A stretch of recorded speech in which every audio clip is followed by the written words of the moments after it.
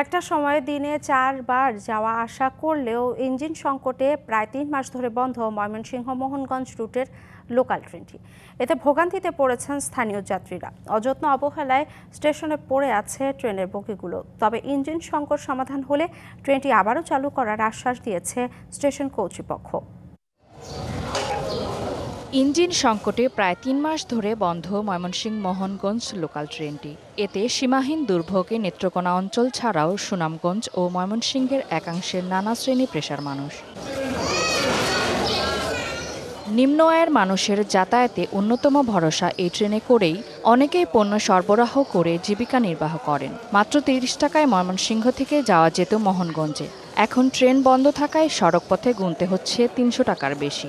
25 বছরের ওয়ারেন্টিযুক্ত দীর্ঘস্থায়ী দরজা প্রোটেক্টর, আধুনিক ও মজবুত দরজা।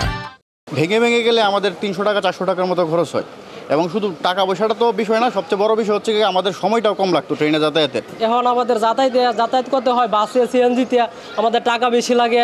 আমরা সময় মতো পৌঁছাইতে পারি না, অনেক সময় 1 ঘন্টা 2 ঘন্টা যাবত জামে পড়ে থাকতে হয়। যাত্রীদের দাবি আবারও চালু করা হোক লোকাল ট্রেনটি। মোহনগঞ্জ লোকাল ট্রেনে এসে সকালেই ক্লাস করে ফেলতে পারতাম, যে কারণে এটি বন্ধ হয়ে যাওয়াতে আমাদের এখন খুবই অসুবিধা হচ্ছে।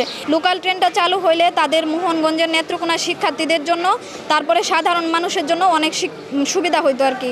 ইঞ্জিন সংকট দূর হলে ট্রেন চালু হবে বলছে জংশন রেলওয়ে কর্তৃপক্ষ।